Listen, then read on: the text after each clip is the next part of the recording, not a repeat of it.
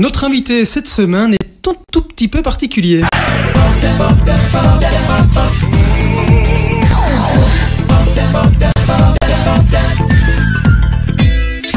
Particulier parce que c'est pas simplement un homme de médias, un homme de télé que l'on reçoit pour faire sa promo, pour un petit peu l'interviewer. C'est un collègue, en tout cas futur collègue, puisque nous sommes vendredi et lundi officiellement.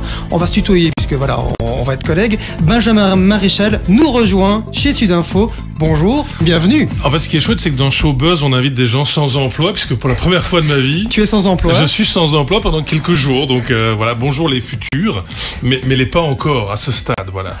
Alors, pour m'accompagner aujourd'hui, il est un peu moins sexy que Charlotte Dunbever habituellement, mais tout aussi compétent, bien entendu, Dimitrios Kagiola, rédacteur en chef de Sudinfo. Bienvenue dans Showbuzz. Bonjour Cédric. Beaucoup de femmes m'en ont parlé, donc je peux vous dire que... Quant au sexy, c'est un jugement qui ne regarde que vous. Par rapport à moi, évidemment, on est bien d'accord. Dimitrio, qui est notre nouveau collègue Benjamin Maréchal? Qui est-il? Fais gaffe, parce qu'on va travailler ensemble après. Benjamin Maréchal, c'est un peu l'homme de toutes les surprises. Et après 20 années passées à la RTBF, c'est 20 années, je pense. 21. Ah ben 21, voilà, il débarque chez Sudinfo, chez nous, il débarque lundi, et il nous fait l'amitié d'une petite visite aujourd'hui.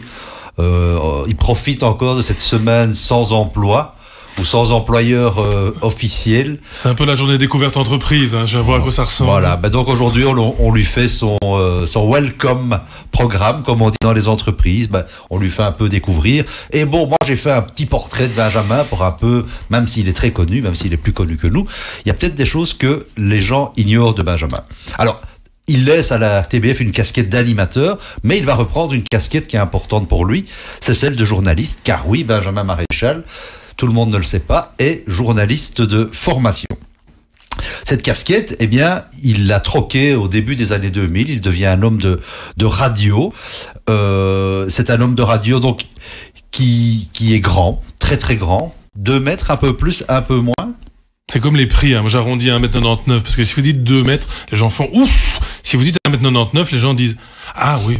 C'est comme les prix, 0,99 ou 1 euro, c'est on va laisser plein de mystères autour de pas loin d'1m99. Voilà, le marketing c'est en dessous de 2 mètres. Et donc il est repéré durant ses études à l'UCL, et c'est Ben RTL qui repère ce talent. Il y passe quelques mois avant de débarquer dans ce qui s'appelait à l'époque Fréquence Wallonie, donc Fréquence Wallonie NO, je pense. Ouais, c'était Fréquence Wallonie, puis j'ai fait la matinale du NO, mais c'est vrai qu'à l'échelle, c'est la préhistoire. Voilà, Fréquence Wallonie, pour ceux qui n'étaient pas nés à l'époque, c'est l'ancêtre de Vivacité. C'est bien cela. Hein. Et c'est pour ça que je dis que pour les jeunes, c'est la préhistoire. Voilà. Mais il y avait déjà la couleur à la télé, ouais.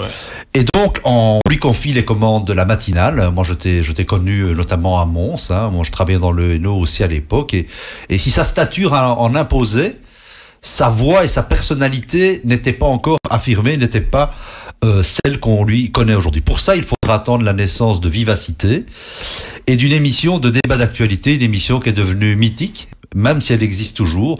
Donc, c'est vous qui le dites, pour que cette Maréchal Touch sorte des frontières du NO et sorte des frontières d'un certain anonymat. Oui, j'attends la suite. Non, c'est vrai que c'est un... donc on est en 2008, ouais. Et le talk show, qui au départ est un talk show radio, et puis il va devenir télé, on est à sa 2e saison, la première saison étant confiée, si j'ai bonne mémoire, à Jean-Louis Lahaye. Ils étaient moins sur l'actualité à l'époque, et puis ils se sont dit, tiens, ce serait pas mal de le réorienter vers de l'actu, effectivement. Et donc ce rendez-vous matinal qui s'impose comme le lieu de débat, quotidien, c'est vous qui le dites, devient incontournable. Mais lui, il devient pas uniquement un homme de débat, il devient l'homme du matin.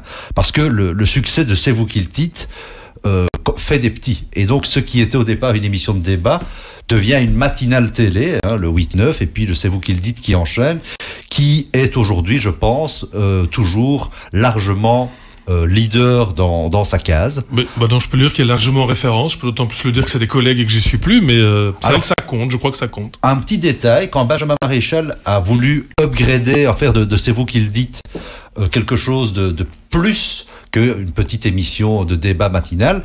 Eh bien, il est venu nous voir. On s'est rencontrés à cette époque-là. Il était venu nous voir. Il cherchait des chroniqueurs capables d'insuffler le débat, de créer le débat et d'avoir un vrai point de vue. Et donc, il était déjà venu à l'époque dans nos bureaux et il a recruté quelques-uns de nos journalistes. C'est pour ça que je me sens pas encore en famille, mais il y a 2-3 visages que je connais, Démétrio évidemment, Pierre Nizet, il y en a d'autres, Laurence Piret, Charlotte Van Bever. Donc c'est vrai qu'en arrivant ici, je me dis, des vieilles retrouvailles du temps jadis. Donc 10 ans plus tard, je pense que ça fait 10 ans, le rendez-vous est piloté par Cyril et il est toujours numéro 1 le matin. Alors, en bon hyperactif qu'il est, Benjamin est devenu père de famille, donc Harry naît en 2017, mais il veut relever de nouveaux défis. Bon voilà, c'est vous qui le dites, ça n'a pas non plus été un long fleuve tranquille pour Benjamin Maréchal. Il y a eu quelques polémiques, on va dire. Oui, quelques remous, la mer était vent fort.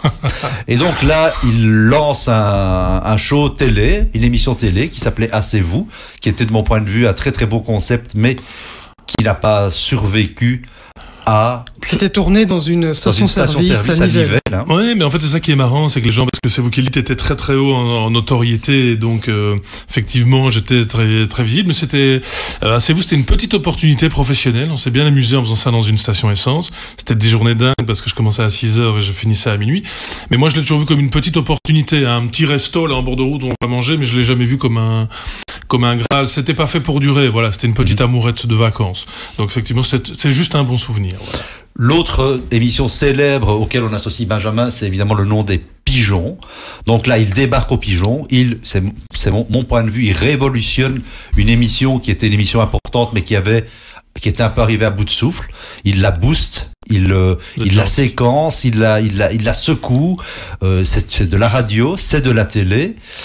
Et aujourd'hui, après combien d'années aux Pigeons 3 ans, c'est à la fois beaucoup et pas beaucoup. 3 ans. Il y a une émission quotidienne radio, une émission quotidienne télé, donc en fait ça compte dans nos vies, ça compte x2, x3 parce que les journées sont très intenses. Donc chez les chiens on fait x7 pour l'âge. Donc ici j'ai l'impression qu'on a fait beaucoup plus avec l'équipe que 3 ans, mais c'était dans le fond 3 ans, mais 3 ans majeurs, je pense, dans nos vies, dans notre parcours. Voilà, 3 ans qui ont marqué les Pigeons. D'ailleurs, pour ceux qui ont eu l'occasion de voir les adieux à répétition de Benjamin dans les Pigeons, on sent qu'une période se tourne aux Pigeons.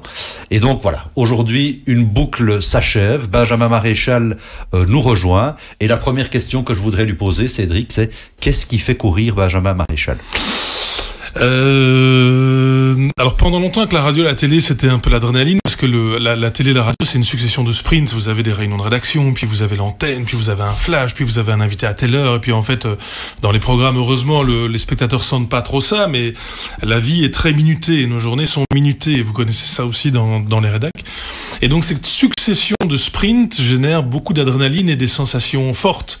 C'est comme l'amour vous le sentez dans votre tripes quand vous êtes parfois en pleine rupture, c'est parce que là tout est fort, tout est violent, exacerbé. Donc c'est un métier de trip en fait. Donc effectivement les sensations, les tripes, ça m'a beaucoup fait courir. Et puis aujourd'hui, je me dis que ce sprint, je l'ai connu, je l'ai appréhendé, je l'ai aimé.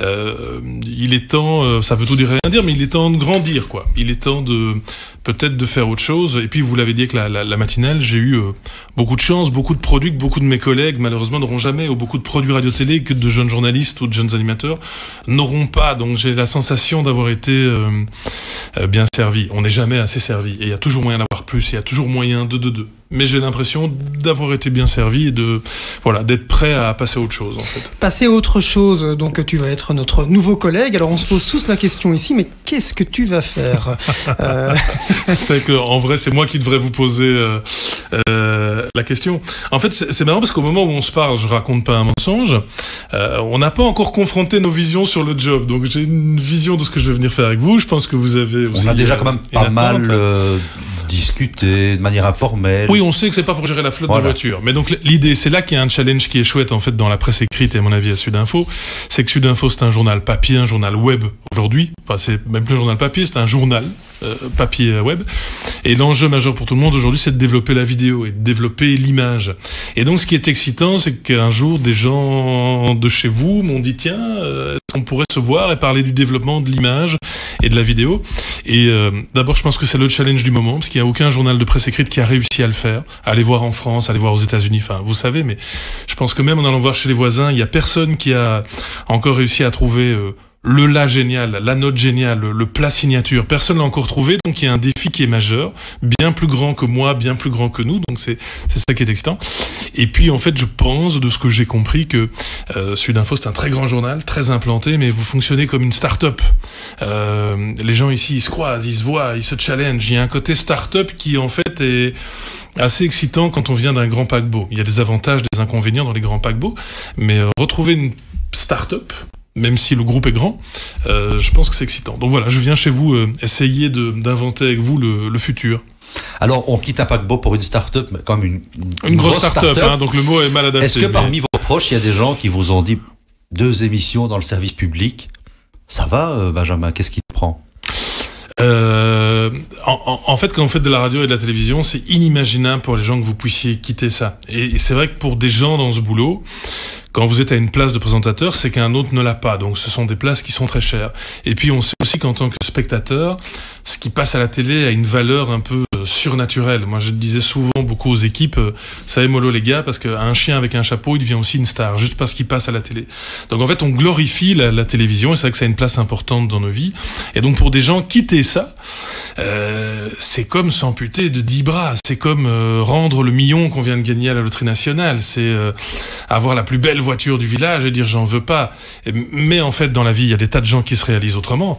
Il y a plein de gens qui sont pas à la télévision, il y a plein de gens qui font un travail palpitant, le vôtre dans la presse écrite, qui passent pas à la télévision tous les jours, et donc il y a moyen, je pense, d'être excité autrement et ailleurs. Et heureusement, sinon on ferait tous de la télé. Après, tu parles beaucoup de presse écrite, mais attention qu'on est aussi les leaders au niveau du digital. La preuve ici, hein, ce studio qui a été inauguré il y a 2 mois. Donc, on est déjà dans une mutation qui est quand même très très forte. Je pense que ça aussi, tu l'as senti et ça t'a motivé, je présume. Mais c'est là effectivement que la rencontre est chouette. Moi, je viens d'un univers audiovisuel et Sud Info est en train de rentrer de plus en plus vite et de plus en plus fort. Vous y êtes déjà, mais en train de rentrer de plus en plus vite, de plus en plus fort. Et je pense que vraiment demain, la bataille en termes de médias, c'est un peu, voilà, c'est technique, mais la bataille en termes de médias et de boulot, elle va se jouer sur le web, elle va se jouer dans l'utilisation des images. La bataille de demain, elle se joue plus en radio et en télévision. Je crois que l'enjeu demain, c'est pas de créer une radio, c'est pas de créer une télévision, même si effectivement ce sont des symboles très forts. Il y a des chaînes de télévision qui se créent encore aujourd'hui, mais ce sont des symboles très forts. Mais je crois que l'enjeu, il est pas là. La bataille, il est pas là. Et donc c'est vrai que il y a aussi, j'espère ne pas me planter, mais rester à la télévision, c'était très bien. Mais je pense que l'enjeu, il est plus là aujourd'hui. Les équilibres mondiaux aussi bougent. On voit bien que les enjeux sont plus forcément dans tel pays, sont dans d'autres. Mais voilà, les médias aussi, ça bouge. Tu veux dire que nous sommes dans une phase où la télé linéaire, qui est quand même en perte de vitesse, va vraiment être confrontée à la télé digitale, c'est-à-dire au monde digital qui aura notamment, non pas de la télé classique, mais toute une série de séquences vidéo. C'est dans cet univers-là qu'on se trouve aujourd'hui. Mais je pense que globalement, le monde va se jouer entre ceux qui sont réactifs et ceux qui ne le sont pas.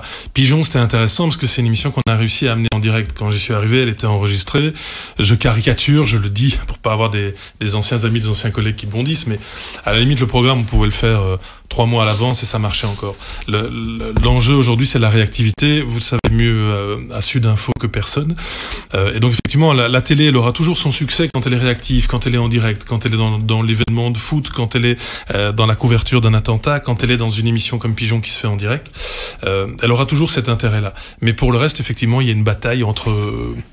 on peut dire eux et nous, mais non, je dois dire ça, entre eux et nous. Voilà, c'est bizarre de dire ça. Entre eux et nous, il y a une bataille. Après, eux et nous, tu le sais, on va le répéter pour celles et ceux qui nous regardent et qui ne sont pas au courant, mais donc Sud Info, ça appartient au groupe Rossel. Rossel, c'est le soir, Ciné Télé Revue, Sud Info, mais c'est également, d'ici quelques jours, quand ça va être validé par l'autorité de la concurrence, RTL, puisque Rossel a racheté RTL, donc une très grosse chaîne de télévision, qui est quand même un peu leader en Belgique francophone. Certains voient dans ton passage de la RTBF à RTL une discordance dans ton discours où certains se disent mais non, en fait il va chez Sud Info pour mieux rebondir ensuite chez RTL. Comment tordre le cou à ça? D'abord, ceux qui me connaissent savent que je suis pas assez malin pour faire un billard à 3 bandes et fonctionner par stratégie. En fait, je suis malheureusement, je suis pas un sanguin, mais je fonctionne plutôt à l'affect, à la rencontre et à l'opportunité. Donc, quand nous nous sommes rencontrés, il y avait un match d'envie et un match de groupe. Je pense qu'on se connaît bien, même si on travaillait pas ensemble. Donc, moi, je suis venu parce que c'est vous, et j'espère que vous êtes venus parce que c'était moi, et pas parce que j'étais vaguement une pseudo-vedette qui brille à la télévision, puisque même un chien avec un chapeau peut être vedette à la télé. Donc, il y avait un match. Après, RTL, honnêtement, aujourd'hui, je n'en sais absolument rien. D'abord, je ne suis demandeur de rien. Dans ce boulot, quand vous voulez faire de la radio et de la télé, vous envoyez pas un CV. Tous les mecs, en général, qui tapent à la porte en disant « Dites, j'aimerais un peu faire une émission de télé », c'est le meilleur moyen de ne jamais y arriver. C'est pas un métier où on demande. C'est un métier où on vient vous chercher, on vous propose une opportunité parce que peut-être que vous pouvez l'incarner.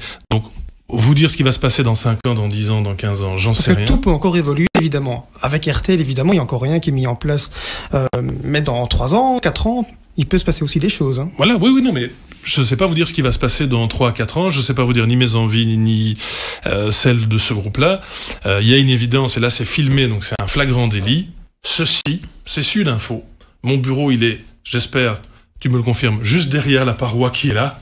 Donc ma maison, elle est pour l'instant ici. Le reste, c'est très chouette, tout le monde a un peu fantasmé, ça a fait buzzer un peu, c'est comique, mais voilà, ma maison, elle est ici. Sud Info, qu'est-ce que ça évoque pour toi? Si tu devais définir ton feeling par rapport à cette boîte que tu connais, c'est... On se parle franchement? Oui. Alors... Moi, je viens, et tu l'as rappelé, que c'est vous qui le dites, je viens d'une émission qui était majeure, mais qui a généré beaucoup de perceptions, et les images, on a du mal parfois à s'en défaire. Et donc, effectivement, Sud Info, ça génère une perception. C'est un journal qui est connoté. En fait, la vérité de ça, et c'est pour ça que je viens ici, on n'est pas... L'attrait de Sud Info, c'est pas sa ligne éditoriale. L'attrait de Sud Info, c'est que vous êtes les meilleurs collecteurs d'infos, si pas de Belgique, en tout cas de la Fédération Wallonie-Bruxelles.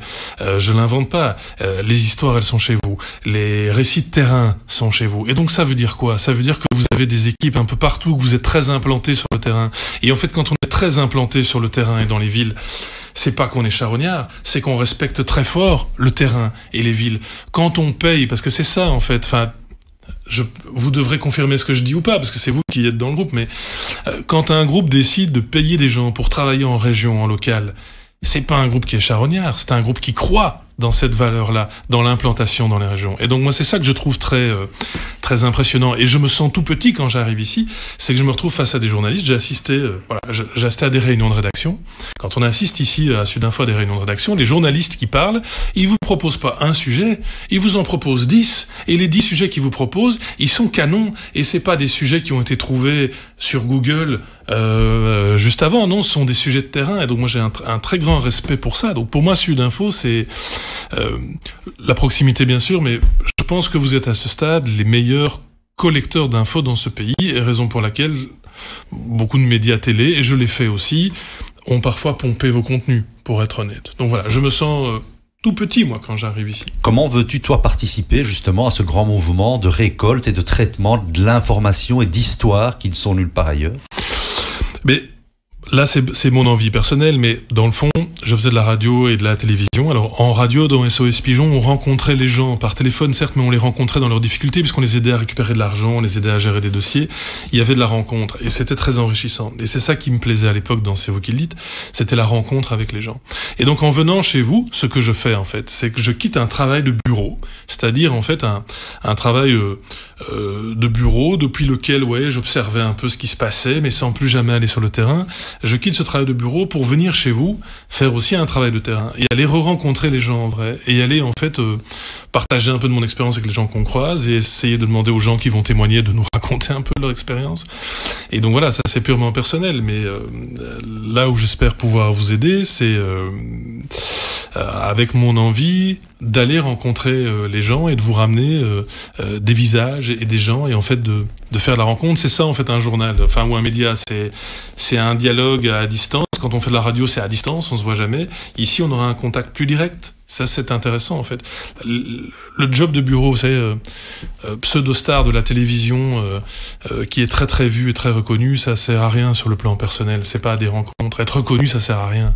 C'est très gai, c'est un déclencheur de contact, mais c'est pas ça qui vous nourrit. Voilà. Mon petit test pour voir si tu connais bien ton nouvel employeur. Peux-tu me citer tous les titres de notre groupe? Allez, on va faire simple, les journaux. Alors, Meuse, La Capitale, La Nouvelle Gazette, La Province, Nord-Éclair.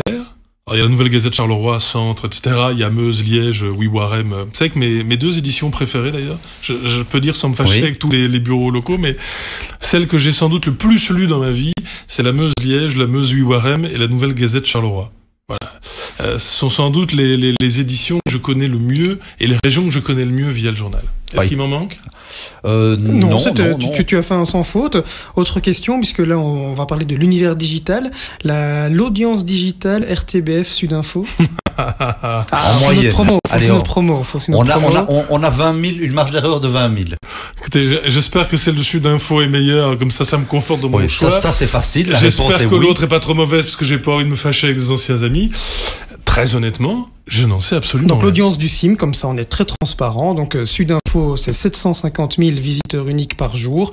La RTBF, c'est 250 000. Voilà. Écoutez, je suis en commerce, donc je nous souhaite de rester à ce niveau-là. Je souhaite à la RTBF de progresser. Non, nous souhaitons augmenter. Je suis encore en commerce, je suis pas encore employé ici. Je suis en commerce encore. C'est impressionnant. Non, faut le dire, c'est des chiffres parce qu'une bonne audience télé, c'est de nos jours. Allez, je prends l'exemple de Pigeon. Les Pigeons, justement, ça faisait combien à l'époque? Enfin, même la semaine dernière. Il y a deux chiffres à regarder. Il y a la part de marché. La part de marché de Pigeon dans ces dernières années, elle était entre 16 et 20%, pour prendre une fourchette très large, donc ce qui est quand même plutôt pas mal. C'est la part de gens qui regardent la télé à cette heure-là. Et Pigeon, c'est quand même face au JT RTL, donc il y a quand même une petite concurrence. Une bonne moyenne de spectateurs, une moyenne. Donc ça veut pas dire qu'il n'y a pas des pics plus hauts et plus bas, hein, mais c'est 240 000. Donc vous annoncez du 750, une bonne audience télé, c'est 240 de moyenne. Donc effectivement, les volumes, la télévision a une aura plus grande, mais en termes de volume de spectateurs, on comprend bien qu'on peut discuter. Un petit mot peut-être sur les deux remplaçants qui vont prendre ta place dès lundi déjà depuis lundi passé. Ils y sont. Depuis lundi passé. Hein. J'ai pris ma retraite. Fanny Gendrin et Thibaut Roland. Comment ça s'est passé, la transition Ils ont été super respectueux parce que donc à un moment, je pense que c'était pas un grand mystère parce que on avait une très très bonne relation avec l'équipe et je voulais être honnête. Donc pendant tout un temps, j'avais pas de projet de départ, mais je pense que pour ceux qui me connaissent, c'était clair que j'avais envie de tenter autre chose dans la vie. Donc personne n'a été surpris. Et quand j'ai pris la décision, que je l'annonce officiellement, je l'aurais dit très vite parce que je voulais pas que ce soit après dans un article. Et on a eu une relation très respectueuse. Et donc il y a eu un petit moment de flottement. On savait pas qui allait présenter, qui allait me remplacer. Et c'était très inconfortable pour l'équipe. Et il faut avoir beaucoup de respect par rapport à ça parce que de manière un peu égoïste, j'avais fait un choix, je partais, mais il y a des gens qui restaient et il fallait pas les laisser là à l'abandon. Donc il y a eu un petit moment de flottement qui était très compliqué pour eux, où ils se demandaient effectivement à quoi allait ressembler l'avenir. Et puis Fanny et Thibaut ont été approchés et à partir de là, en fait, eux ont développé la suite et je crois que c'est aussi ça l'apport de Xavier Guillit qui est le producteur, mais qui va lui aussi partir. Qui s'en va aussi. Les réunions d'avenir, elles se sont faites hors du bureau, sans moi, loin de moi, et j'ai trouvé que c'était terriblement respectueux parce que ils m'ont permis de partir proprement et ils m'ont permis de terminer le travail proprement et par pudeur ils ont été développés l'après moi dans d'autres locaux, ce qui en fait était compliqué sans doute pour eux mais qui était très respectueux. Je l'ai senti comme ça avec beaucoup de respect et je suis très reconnaissant de ça. Quelques petites questions flash. Si demain tu devenais fiction grand patron d'une chaîne de télé, quels sont les 3 grands talents de la RTBF que tu voudrais absolument engager? On recherche encore des collègues, c'est pour ça. C'est ça la sous-question. Qui tu veux débaucher? Qui tu veux débaucher? Non, vraiment les grands talents. J'en mets 3, si tu... Non, honnêtement, ça va être compliqué de donner des noms parce qu'en fait il y a des gens publics, il y a des personnalités publiques que vous voyez qui sont de très grands professionnels. Je pense que c'est intéressant. En fait, moi je fonctionne comme ça. Avant d'aller chercher les gens connus, les visages, il y a des gens de coulisses à absolument aller chercher. Je connais des réalisateurs, je connais des scripts, je connais des producteurs, je connais des monteurs. Des gens de l'ombre qui sont des vrais talents. C'est ces gens-là aussi qu'il faut aller chercher. Et dans les connus, il y a vraiment... Donc, c'est pas une réponse... Non, dans les connus, je fais pas une réponse de Normand. Là, à ce stade, parce que je suis encore dedans, je prendrai tous les gars que vous voyez à la télé de Pigeon et à la radio, et je prendrai exactement les mêmes, et je dirais, les gars, j'ai envie de travailler dans une autre boîte, mais j'ai pas envie de travailler sans vous.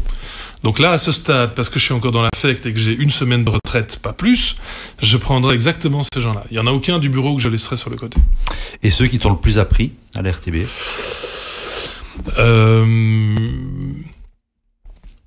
Bien alors, appris en fait dans ce boulot, c'est vous permettre de faire ce boulot.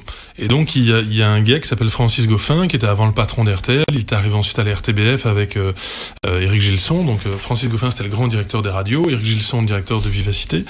Et il se fait que c'est le total hasard que c'est Francis Goffin qui m'avait en fait engagé à Bel RTL quand j'y étais, qui m'avait entendu pendant mon stage et qui avait dit on t'engage. Je l'ai retrouvé après à la RTBF. Ce gars-là ne m'a pas appris de la technique, mais il m'a permis en fait. Il m'a permis de revenir de jour en jour et il m'a permis de développer la technique. Donc j'ai beaucoup d'estime pour ce monsieur qui était un papa de travail. J'ai beaucoup d'estime pour Anne Poncelet qui était une éditrice d'Au Quotidien, l'ancêtre d'On n'est pas des pigeons, qui au moment d'un casting a dit c'est ce gars-là en fait avec sa taille, avec ses joues un peu joufflues, avec son anti-physique de télé, c'est ce gars-là qu'on va prendre, à qui on va faire confiance. Donc je suis pas sur les gens qui m'ont appris, je suis sur les gens qui m'ont permis d'apprendre en fait. On est dans Showbuzz, un talk média, donc j'en profite pour un petit peu déborder de ton du sujet. Benjamin Marchal arrive à Sud Info. Tu parles de Francis Goffin, de Éric Gilson. On sait qu'à Vivacité, pas mal de choses ont changé au niveau du management et dans la façon dont la radio est aujourd'hui gérée. Les résultats SIM d'audience de Vivacité qui sont tombés il y a 2 semaines montrent que Vivacité est en chute quand même, un peu quasiment 2%. Quel est ton regard par rapport à ça? Alors je sais que tu vas peut-être pas forcément te mouiller de façon très forte, mais voilà, il y a quand même une tendance qui n'est pas spécialement positive actuellement sur Vivacité. Honnêtement, c'est délicat parce que un avis de professionnel, j'en ai un, mais voilà, je le dis d'autant plus que vous n'allez pas couper ça. Je profite lâchement de l'absence de coupure. On paye quand même quelques pots de banane. Ah zut, donc il y a moyen de couper des trucs. Non, c'est très difficile de vous répondre parce que j'ai vraiment un très grand respect pour les gens avec qui j'ai travaillé et pour Vivacité, qui est quand même, c'est une chaîne qui m'a permis d'eux et avec laquelle on a fait quelques succès. Le 8-9, c'est eux qui le dites. J'ai vécu aussi dans SOS Pigeon des émotions radiophoniques très fortes. J'ai pas envie que des mots soient mal interprétés. Donc c'est pour moi très compliqué de répondre. Maintenant, je peux vous faire une bribe de réponse, si on pourra en reparler dans 1 an ou dans 6 mois dans un autre Showbuzz, mais je vous parlais de l'esprit start-up ici, c'est-à-dire que en gros, Cédric Beaufailly ici, c'est un big boss. Démétrios Cagliola, c'est un big boss. Il y a là derrière dans le bureau 2-3 autres big boss avec lesquels j'ai déjà eu des contacts. On va se voir tous les jours, on va se parler tous les jours, et donc l'esprit start-up il est là, c'est-à-dire qu'on va pouvoir s'ajuster et peut-être même se dire zut à des moments en face à face. La RTBF, c'est une chaîne de décision un peu diluée, parce que la taille nécessite ça aussi. C'est pas juste que ce sont des clampins qui ont mal organisé leur truc, non. Ce n'était pas le cas il y a encore 4 ou 5 ans. Voilà, et donc, effectivement, moi je viens d'une époque où la radio, c'était un directeur de radio, un chef d'antenne, et des animateurs. Et la chaîne était très claire, la chaîne de décision, la chaîne de contact était très, très claire. Aujourd'hui, ça fonctionne plus comme ça. J'ai un collègue que je ne citerai pas, un ancien collègue, qui a eu des mots justes, je pense. Aujourd'hui, comme chaque émission sur Vivacité appartient à un producteur, appartient à une unité, magazine, divertissement, etc., etc. Aujourd'hui, Vivacité est quasi devenue une plateforme de diffusion, en fait, avec des gens qui fabriquent des contenus et tout le monde se réunit sur cette plateforme. Je crois encore, comme beaucoup de vieux passionnés de la radio, je crois encore au modèle du directeur de radio, chef d'antenne, animateur, et voilà. Je crois encore à ce vieux modèle-là. Donc voilà, j'espère qu'on comprend bien ce que je veux dire ici, mais donc voilà, ceci est peut-être une part de l'explication, et pour le reste de mon regard sur Viva, c'est vraiment très compliqué parce que j'ai un avis qui n'est pas hostile, qui n'est pas mauvais, mais expliquer un avis dans la nuance dans un produit comme celui-ci en 2 secondes avec des gens qui vont regarder, qui vont dire tu vois, c'est compliqué. Après, rappelons que Vivacité reste la 2e radio en termes de part de marché, donc c'est pas non plus catastrophique, hein. Entendons-nous bien, mais il y a quand même une baisse structurelle qui s'observe. Après, il y a quand même un truc majeur à dire, c'est que la radio aussi, le volume de consommation de la radio a aussi un peu diminué, mais voyez d'où on vient, on sort de temps sombres et on est encore dans un temps sombre, et même moi je le dis, et je pense que ça contribue aussi à mon envie de changement. Il y a plein de choses qui m'ont poussé à changer de travail et à changer de vie, mais quand vous êtes en permanence là-dedans et à l'écoute, je comprends qu'à un moment ça devienne parfois anxiogène. Le meilleur conseil parfois que je donne à des amis, c'est de couper la radio, la télé et de pas lire le journal. Désolé les gars, mais donc voilà, à un moment il faut aussi s'en préserver. Voilà pourquoi peut-être les volumes diminuent aussi de temps en temps. Voilà. Est-ce que tu as préparé, comme un enfant qui rentre à l'école, est-ce que tu as préparé ton cartable pour lundi? Et qu'est-ce que tu as mis dedans? Alors, je viens quand même d'une boîte où il y avait un restaurant d'entreprise et une cafette. J'arrive dans une boîte où il n'y a pas de restaurant d'entreprise et pas de cafette. Donc j'aurais dû faire mes tartines. Donc je vais penser à lundi à faire mes tartines. Non, j'ai pris un bic et un cahier. Alors pour tout vous dire, donc j'ai un GSM effectivement. Et j'ai toujours un cahier. Ça fait des années qu'à la RTBF, j'écris tout dans un cahier rouge. Et comme je change d'entreprise et pour ne pas me rappeler tous les jours le changement de vie, je vais bosser chez vous avec un cahier bleu. Mais donc voilà ce qu'il y a dans mon cartable. Bic et un éternel cahier qui a changé de couleur. Et quelques idées. Et j'espère quelques idées, ouais, effectivement. Merci. Eh bien, bonne rentrée en tout cas, Benjamin. Demain, dans nos journaux, donc ce samedi, la Meuse, la Nouvelle Gazette, la province Nord-Éclair et la capitale, une très grosse interview de toi pour aussi te souhaiter ça, c'est la fin de la fin. Là. Ça, c'est la dernière de la dernière interview. Et en tout cas, on sera ravis de t'accueillir, Démétrio, à partir de lundi. On va aller te faire ton petit bureau, on va aller préparer tout ça et sois le bienvenu en tout cas. Eh bien, je vous dis merci pour l'accueil. Et puis à tous ceux qui se sont dit, il est fou, qu'est-ce qu'il va faire? Retenez juste un truc, c'est que je suis très fier de venir bosser chez vous, très excité et vraiment je me sens, parce que c'est ça le côté chaud du truc, comme un petit garçon parce que vous m'impressionnez les gars. Profitez, ça va durer 3 jours. J'ai quand même peur pour ma place, parce que avec un vrai professionnel qui arrive... Mais chez Sud Info, et on va peut-être terminer là, il y a de la place pour tous les talents. On n'est pas dans la concurrence des égaux, on est vraiment dans du travail collectif. Et si j'avais voulu faire la même chose qu'avant, je n'aurais pas changé de boulot. Et d'ailleurs, je termine vraiment. Tous les talents qui veulent nous rejoindre peuvent nous écrire, aller sur LinkedIn, envoyer des mails à Sud Info. Alors, on va pas engager tout le monde, mais on est toujours à la recherche de talents et peut-être des gens pour travailler avec toi, Benjamin. J'ai déjà une adresse mail, ça ce sera le mot de la fin. Tu vas la donner. Tu sais, ces vieilles gloires télé, ça parle beaucoup, ça veut le dernier mot. benjamin.maréchal@sudinfo.be. Je serais ravi d'avoir des candidatures de vos nouvelles. Qui sera le premier à envoyer un mail à cette nouvelle adresse? Oui, c'est clair. C'est le jeu. Je vous dirai benjamin.maréchal. Le premier contest. Merci à vous deux. Merci.